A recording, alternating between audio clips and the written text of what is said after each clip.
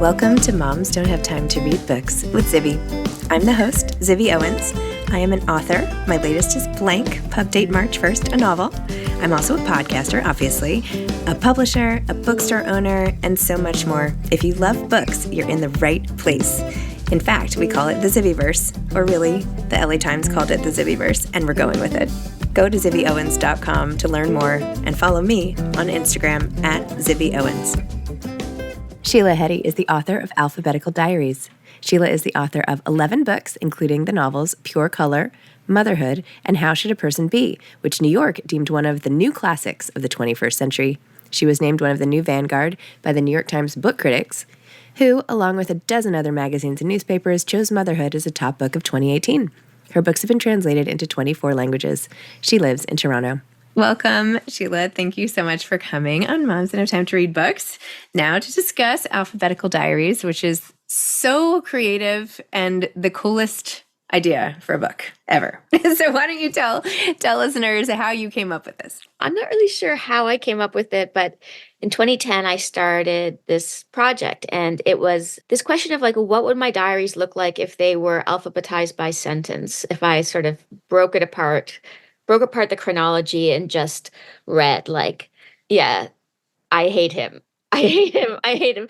Written over 10 years. And yeah, so I was, trying to look at the past years of my life and see what the patterns were, what the repetitions were, sort of try to understand something about change and who I'd been in that time, but not by reading through the diaries chronologically, but yeah, alphabetically. Do you think doing it this way, there's anything lost? Versus someone who sat down and read your diaries straight through? I mean, I think it's just different. It's more about the essence of a person. And again, the kinds of things you think about over and over again, more that than narrative scenes. So it feels more like being inside somebody's mind, I think, sort of tracking thought and tracking the mundane thoughts and the more philosophical thoughts and the thoughts about sex and the thoughts about clothes to buy, but just you kind of see what your life contains by doing it this way. Whereas if you read scenes, it's just a very different, it's a completely different thing. Yeah. Well, it was interesting because some of the sentences, whereas if you're crafting it from scratch, you might explain the transition from one to another. But we can't tell in the book if it's something that came right after it or if this was from a different diary, or am I jumping a couple years here or not? And does it even matter, I guess, is really the point of it all, right? It doesn't matter. And it sounds like you're saying it doesn't really matter because it's all me. Yeah, it's surprising that you can have a sentence from 2007 beside a sentence from 2012, beside a sentence from 2005, and it reads very continuously, and it reads like the same person. And yeah, it's mysterious how static the self is. That's kind of what I realized. Your circumstances change, but not as much as it feels when you're going through it. And you change, but not nearly as much as you think you're changing. It's interesting. I think at first, I think it's kind of sobering, you kind of had this idea in life, that the point is change. And after doing this project and editing it for 10 years, I kind of feel the point is not to change. It's not that the point is not to change, but change isn't the essence of life. The essence of life is this self that you can't help but be, sort of no matter what. So funny. I read this diary I had out loud, I was on a trip and I was taking a similar trip with my kids. And I was like, I'm going to read you this from when I was about your age, which was crazy because I felt like I was sort of introducing myself at that age to my kids at this age. But anyway, as I was reading, I'm like, oh, that's so funny. I still say that all the time, or that expression I still use, or I still always write about, what I had for breakfast or whatever it was, right? I'm like, that's not so different, even though I was only 11 years old. Yeah, it's funny, isn't it? Yeah, I guess we are kind of who we are at the core. Yeah, I think so. So the diaries, you edited it for 10 years. How long a period of time did the diaries encompass? From when to when? like 2005 to 2014, basically. So I started the project in 2010, and then after a few years of working on it, I just thought I'll put all the diaries of the last few years in it. And I write my diaries on the computer, so it's not that hard to do. I didn't have to like type them all out. They're there. I don't write every day in a diary, just sort of when I feel like I need to. So, but it ended up being about 500,000 words altogether, and that was then cut to about 60,000 words. But 90% of it was gone. But I think the 10% that remains, it really is representative of what was there. I wasn't like cutting to save myself embarrassment. I was cutting because how much repetition do you need, you know? Yeah. Was there anything you were embarrassed to include? Yeah, of course. It's very intimate. It's a diary. Yeah, I think when you publish such a book, you don't really know what you're revealing. Like, you're like, what kind of person is coming across in this book? You can't tell. Like when I write my novels, I sort of have a sense of the character I'm trying to create. But when it's you can't really see yourself. You know, it's like looking in the mirror. You're like, am I pretty? Am I ugly? What do I even look like anything at all? Like if somebody sees me, like how do they recognize me? Like you're just kind of invisible to yourself. And it's the same thing with the diaries. Like the person that comes across is sort of invisible to me. And that's kind of scary. It's scary to publish something like that. But also, what are you going to do? That's you just have to publish what you've finished, what you've been working on, what you're interested in. And I would argue that for the reader, it's the opposite of invisibility. I mean, you're literally entering somebody else's head and it's all your own thoughts and all you do is see you. So there you go. Yeah. Well, do you read it back? Have you ever read it back to yourself, just like straight through start to finish? No, no, no, no. I've got better things to do. I'd like to read other writers, you know. And I mean, once in a while I might dip back in, like say today's February 23rd, which is my mother's birthday. Oh. I might be like, what was I doing on February 23rd, 10 years ago? You know, and with any luck, I'll have a diary from that day or around that day. And it'll be interesting to see, you know. But I don't really go into it very often. In your diary on your computer, do you have each sentence isolated? I know that's such a like. Do you write it like sort of like poets? No, no, no, poetry? no. I went in and Yeah. did a find and replace and put every sentence on its own line. No. Oh my gosh, it's just such a cool idea. It's just like I don't know. I like couldn't get over it. It's just the coolest idea, and it keeps going on every single letter. Like, did you find you were attracted to a particular letter when you're like, oh my gosh, like R was the best chapter ever? No, I didn't. I thought I was the worst chapter ever because in a diary, way too many sentences begin with I. That was the hardest one to edit because it could have just taken over the whole book if I hadn't, you know, reined it in. But, you know, every sentence has exactly its own place in the book because there's only one place every sentence can be because it's alphabetical by the first letter, second letter, third letter, fourth letter. So there would be these sentences that I'd want to keep in, but more important than keeping that sentence in was having, you know, this sentence over here chronologically and this sentence over here chronologically next to each other.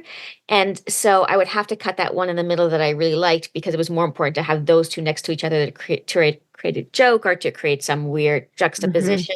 So it was just a very different way to edit than I've ever edited. Wow. Do you alphabetize everything in your life? Like, are all your No, books it's the alphabetized? only thing. It's just no, my books are a mess. Everything. This is the only thing. Maybe this is like your search for control in a crazy world. Do you know what I mean? Like a way to make sense and put order into things that have no logic. Yeah, I think when you put chaos inside a container, you can see it, you know, in a certain way. And so this was definitely like the chaos of a diary and the fluctuations of a diary within an ordered, regulated shape. You know, like can I bring a scientific approach almost, or can I bring like an analytical, or yeah, can I bring a controlled approach to looking through 10 years of the self? So, Whose diaries would you really like to read? Who hmm. else? Like, what other person, famous or not?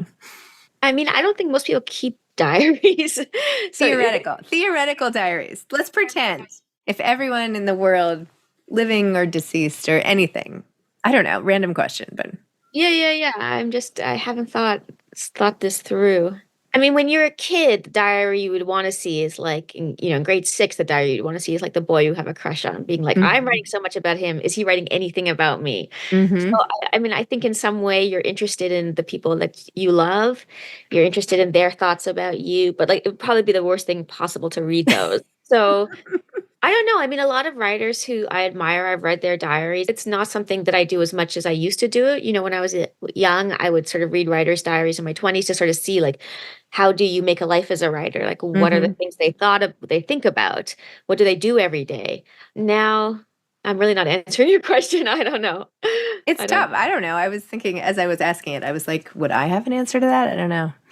Part of me feels like I would want to read the diaries of people I love who have passed away, right? Just a chance to get closer to them again and remember their voice and what things they would say that maybe have been slipping out of my mind or something. But yeah, I think the person I would least want to read, well, no, I shouldn't say that. Your husband? Never mind. Were you going to say your husband or your children? Yeah. Perhaps. Yeah. We don't want too much truth. Yeah. I don't think I could handle it. Yeah. I don't think I could handle it. Oh my gosh.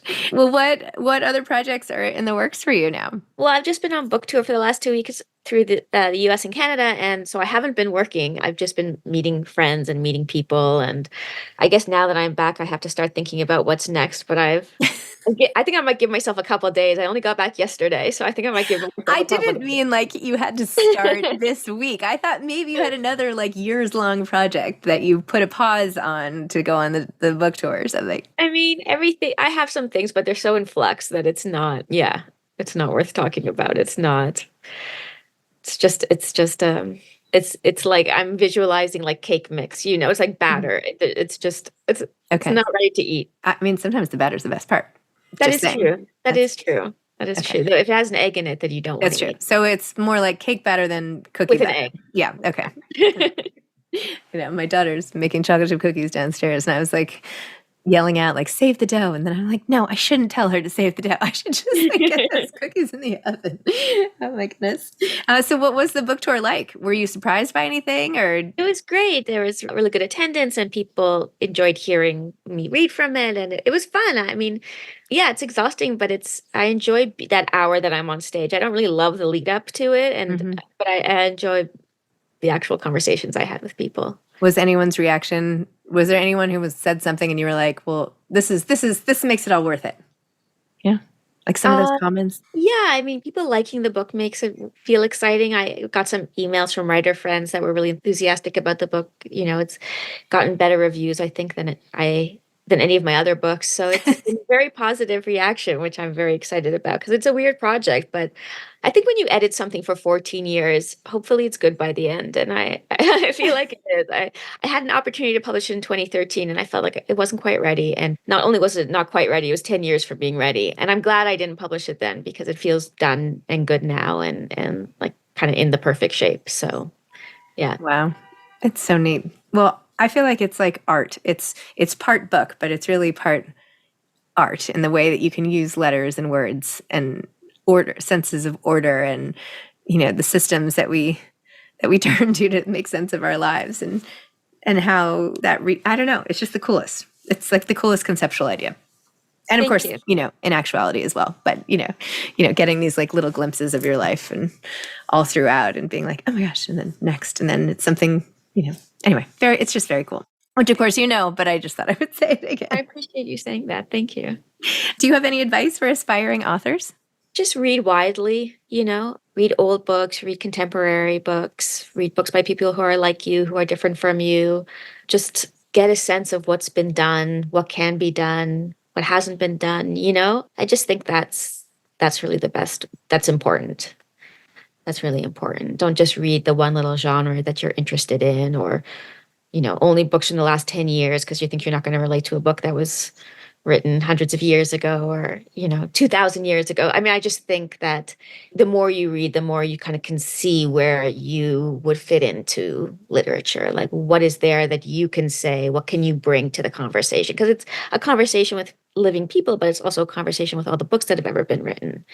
So, yeah. I have this book coming out called Blank, and that's exactly what my character does. She publishes a book that's blank as a commentary on all the books that have come before it to sort of make a statement about how a lot of times it's marketing that dictates what books people buy, and it's not even about what's inside the book. So that was my whole, jumping off point. And does the book become a bestseller? That's the goal. Yeah. She's like, I want to turn it into a bestseller. So I won't give away the end, but, Right. but it's interesting to think, in the way that art does that, right? Everything is a conversation with what comes before it. And how does literature do that? And how can you actually make a difference in the most crowded field ever? I mean, there's so many books, and how can you stand out? You can reorder your sentences. You can hand it in with nothing there. So Yeah, it's just like, what is there to express that hasn't been expressed that you feel in life? Like, you're like, this is something I feel in life that I don't think has been put on the page. But you would have no idea you wouldn't know what blanks to fill in if you don't know what has been written and how. So, right. yeah. Okay. Okay. Well, Sheila, thank you so much. Thanks for coming back on, and go rest after your tour. Thanks for having me on again. Okay. Take care. Here. Okay. Bye. Bye. Thanks for listening to this episode of Moms Don't Have Time to Read Books. Don't forget to follow me on Instagram at Zibby Owens and at Moms Don't Have Time to Read Books. Also sign up for my newsletter at zibbyowens.com and sign up for my virtual book club and meet lots of authors on Zoom every other week. Thanks so much to Steve and Ryan at Texture Sound for the sound editing. And thank you to Morning Moon Productions for providing this fantastic intro and outro music.